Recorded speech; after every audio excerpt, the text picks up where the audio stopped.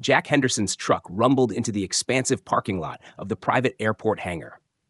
It was a bright Texas morning, the sky a canvas of blue stretching infinitely above, but Jack's mind was firmly grounded in his purpose. He stepped out, his dusty boots crunching against the asphalt. His weathered overalls, a badge of honor from decades of hard work, were a stark contrast to the polished surroundings. Gleaming jets stood proudly in rows, each a testament to the wealth and ambition of their owners.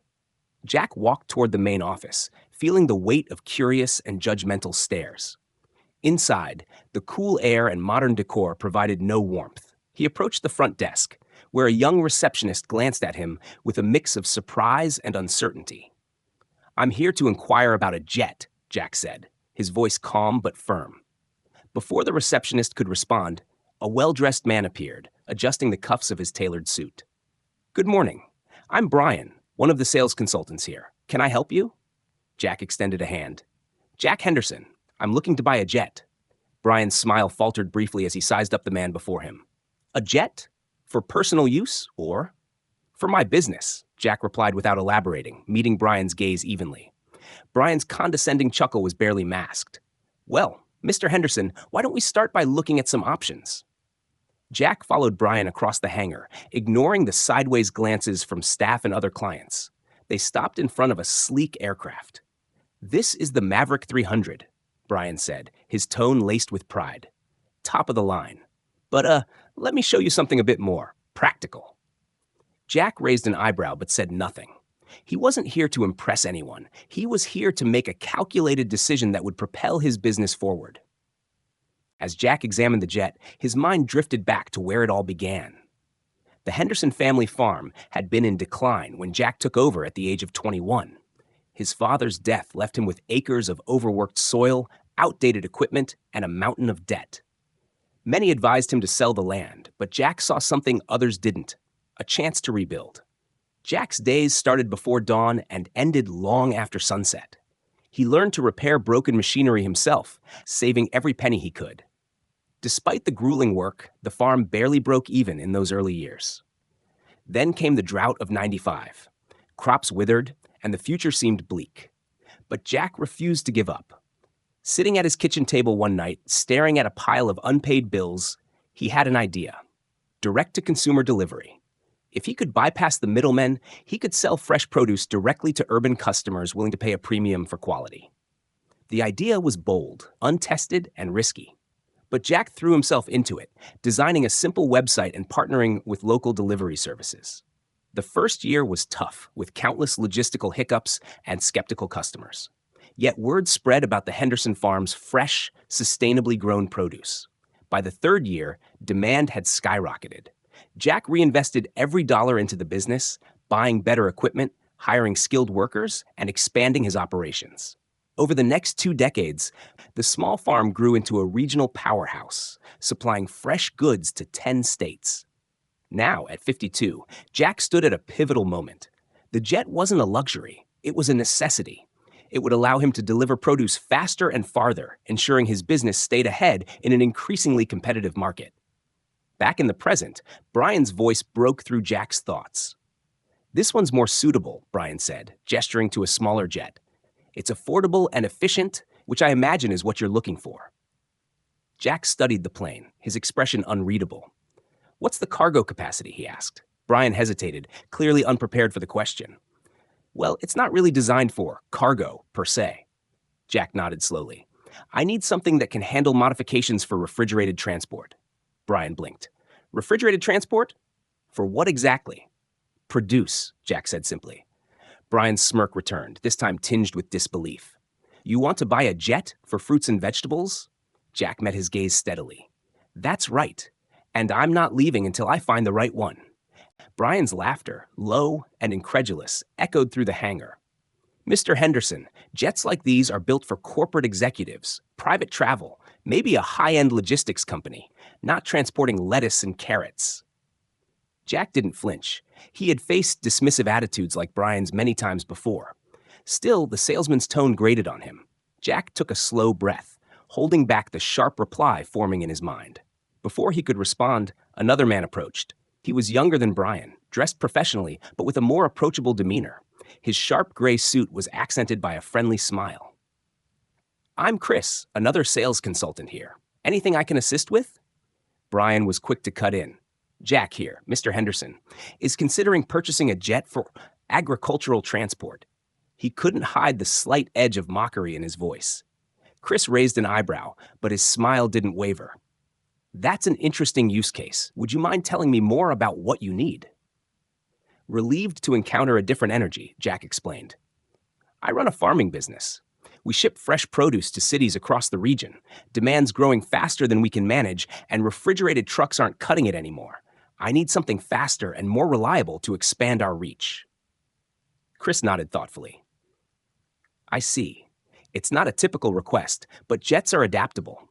The Maverick 300, for instance, has a customizable cargo bay. With some modifications, it could meet your needs." Brian scoffed. "Chris, these jets aren't cheap. A project like this isn't exactly practical." Jack turned to Brian, his calm voice carrying an edge of steel. "Practicality isn't the issue. I wouldn't be here if I couldn't afford it." Chris sensed the tension and stepped in. "Why don't I give you a full rundown of the Maverick 300 specifications? We can look at customization options and see if it's a good fit for you." Jack nodded, appreciating Chris's professionalism.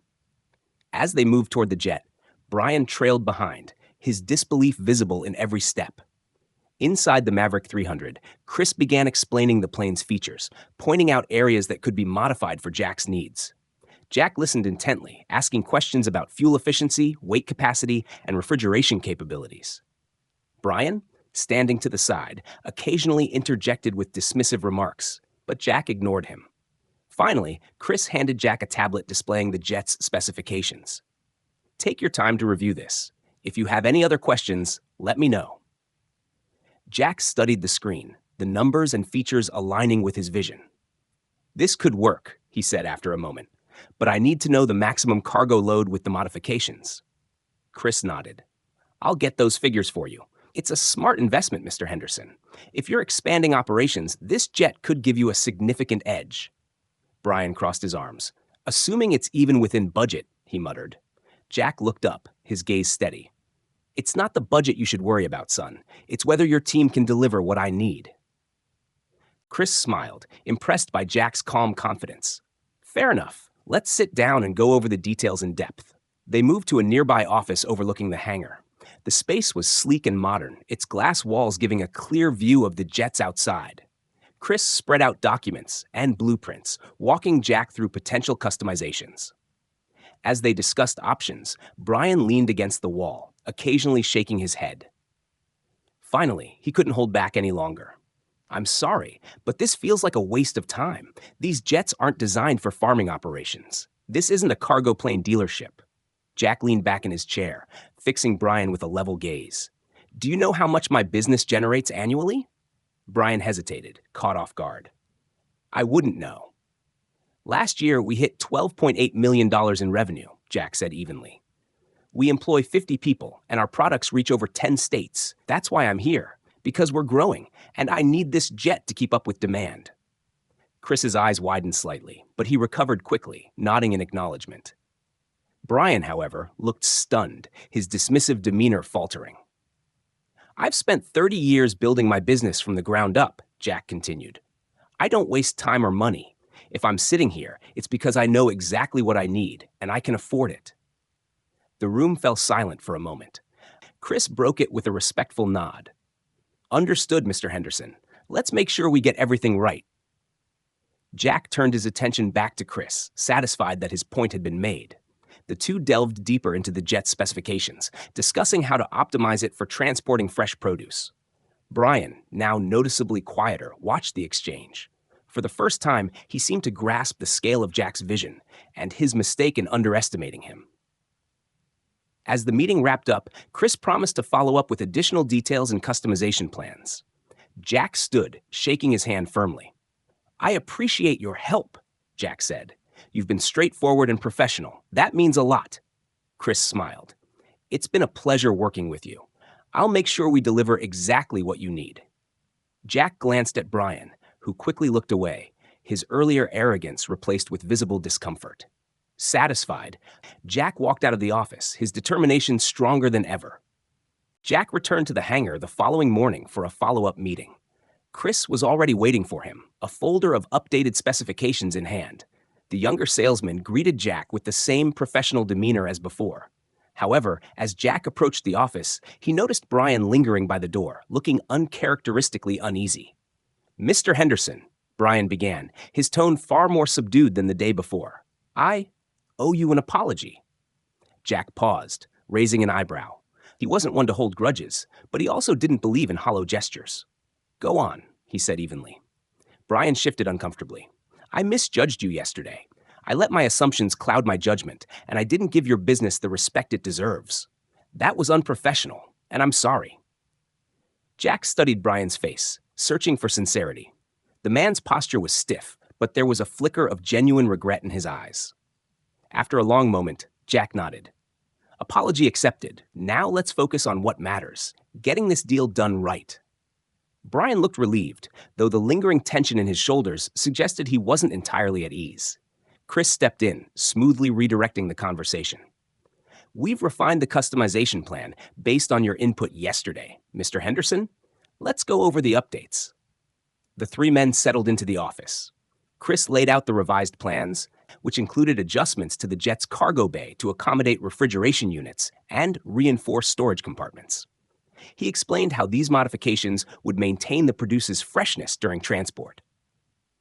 Jack asked pointed questions about the costs, timelines, and long-term maintenance. Chris answered each one thoroughly, his expertise shining through. Brian chimed in occasionally, offering additional insights. While he still seemed wary of Jack, his tone was markedly more respectful.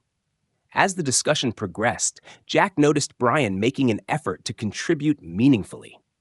He offered suggestions for streamlining the customization process and even recommended a contact who specialized in agricultural logistics. Though Brian's attempts at redemption were transparent, Jack appreciated the shift in attitude. By the end of the meeting, they had finalized the customization plan.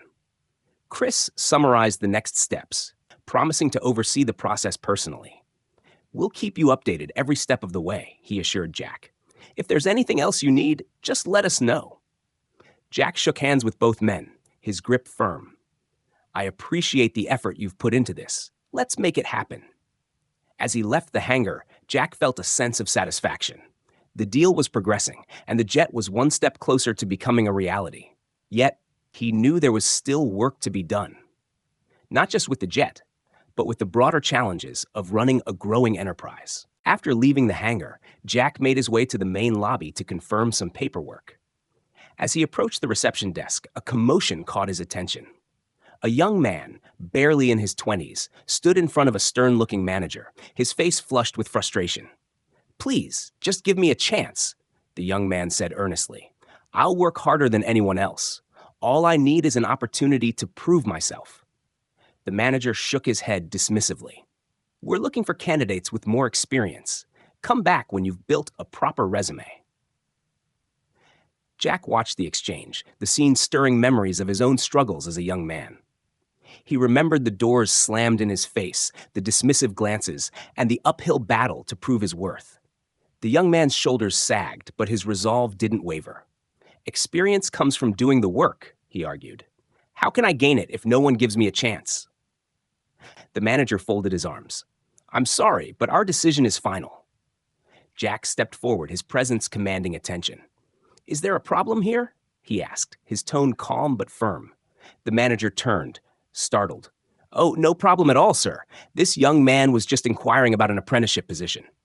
Jack looked at the young man, whose hopeful eyes met his. "What's your name?" "Derek," the young man replied, his voice steady despite the tension. Jack nodded. "What kind of work are you hoping to do, Derek?" "Aircraft maintenance," Derek said. "I've been studying on my own, and I've done some small repairs at a local garage. I don't have formal training, but I'm willing to learn." Jack turned to the manager. "And why exactly is he being turned away?" The manager hesitated, clearly uncomfortable. "We have standards, Mr. Henderson. We can't take on every applicant." "Standards are important," Jack interrupted, "but so is recognizing potential.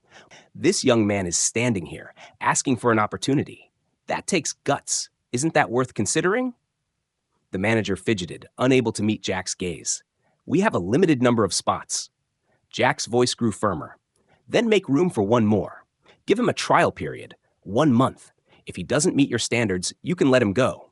But if he succeeds, you'll have gained a hardworking employee. Derek's eyes widened with gratitude. Thank you, sir. I won't let you down. The manager, cornered, finally nodded. All right, 1 month. Jack clapped Derek on the shoulder. Make the most of it, son. Opportunities don't come often, but when they do, you grab them with both hands. As Jack walked away, he couldn't help but smile. The encounter reminded him of why he had fought so hard to succeed. Not just for himself, but to uplift others who faced the same struggles he once did. The next day, Jack returned to the hangar to finalize additional details regarding the jet. As he approached the main floor, he noticed Derek working under the supervision of a senior technician. The young man was already immersed in his tasks, his focus and determination evident. Jack smiled briefly before stepping into the office where Chris and Brian were waiting. Mr. Henderson, Chris greeted warmly. We've made excellent progress on the modifications you requested. Let me show you the latest updates. Chris led Jack to a table spread with blueprints and diagrams detailing the customized cargo compartments and refrigeration systems. The enhancements were both practical and innovative, designed to maintain optimal conditions for transporting produce across long distances. Jack listened attentively, asking sharp, technical questions that revealed his depth of knowledge about logistics and efficiency. And what about maintenance costs? These systems look excellent on paper, but I need to know they're sustainable in the long run. Chris nodded. We've run a cost-benefit analysis, and the projected maintenance expenses are well within your budget. Additionally, the system is modular, so individual components can be replaced without overhauling the entire setup. Brian, standing nearby, cleared his throat. We've also coordinated with suppliers who specialize in agricultural transportation. They'll provide support for any adjustments needed after the jet is operational. Jack acknowledged Brian's input with a curt nod. While he appreciated the effort, there was still an undercurrent of skepticism in his mind. Brian had been dismissive initially, and trust was something Jack didn't give easily. Sounds good, Jack said. Let's move forward with this plan, but I'll be overseeing the first trial runs personally. If there are any issues, I'll expect immediate resolution. Chris assured him that everything would be handled efficiently, but Brian shifted uncomfortably. Jack noticed and decided to address the elephant in the room. Brian, he said, his tone firm but not unkind, I appreciate the work you've put into this so far, but trust isn't built overnight. If you want to prove you're serious about this deal and about treating all your clients with respect, you'll need to back your words with actions. Brian stiffened, but he met Jack's gaze. Understood, Mr. Henderson. I won't let you down. Jack nodded, satisfied for now. Good. Let's get this done. As the meeting concluded, Jack took another glance at Derek, who was now assisting with a technical inspection. The sight reinforced Jack's belief in the power of giving people a chance to prove themselves. Later that afternoon, as Jack prepared to leave, he noticed a group of executives gathered near the hangar entrance. Among them was the general manager, Mr. Caldwell, a sharp-looking man in his late 50s who exuded authority. Mr. Henderson, Caldwell called out, striding toward him. I've been hearing about your plans. It's rare to see someone innovate like this in agriculture. Most people wouldn't think to integrate aviation into a farm operation. Jack shook Caldwell's hand firmly. Necessity breeds innovation. If I want to keep my business competitive, I need to think beyond the traditional methods. Caldwell smiled, clearly impressed. Your approach is inspiring. I've also heard about the situation with the young man Derek. It seems you've already made an impact here. Jack shrugged modestly. I saw potential, that's all. Sometimes all people need is an opportunity to show what they can do. Caldwell's expression turned contemplative. You've got a good eye for talent, and not just in your business. If you're ever interested in expanding your operations or collaborating on larger projects, I'd like to explore possibilities. Jack was intrigued but cautious. I appreciate the offer. For now, I'm focused on making this jet operational and scaling up my current distribution network. But I'll keep it in mind. Caldwell nodded, clearly hoping to keep the door open for future discussions. Understood. I look forward to seeing where this goes. As Jack walked back to his car, he reflected on the day's developments. The progress with the jet was encouraging, but the encounter with Caldwell hinted at even greater opportunities on the horizon.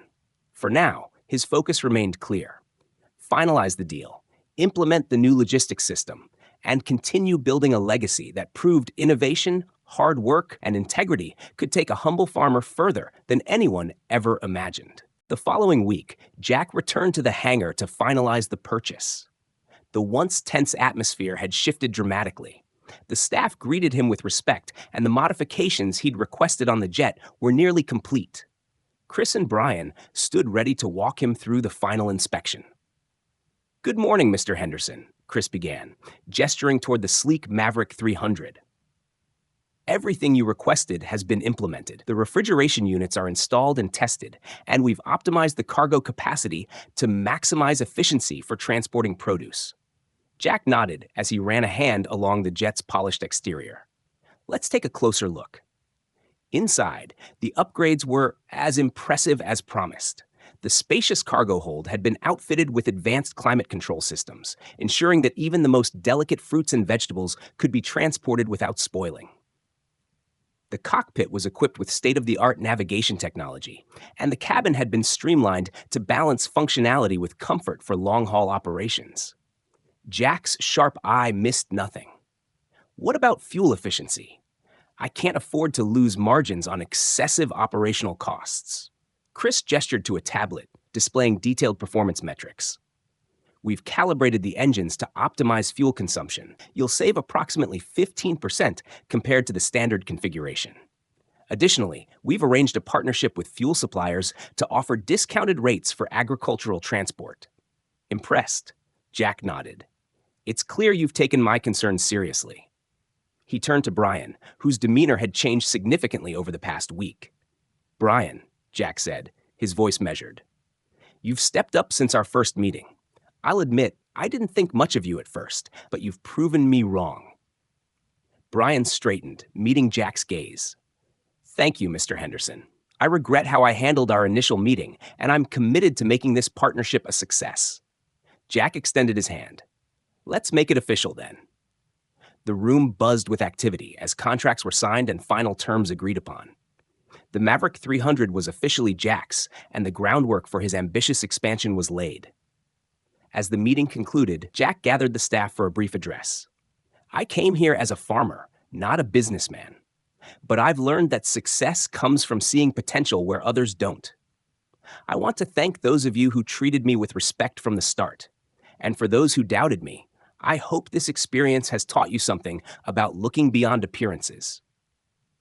The room erupted in applause as Jack's words resonated with everyone present.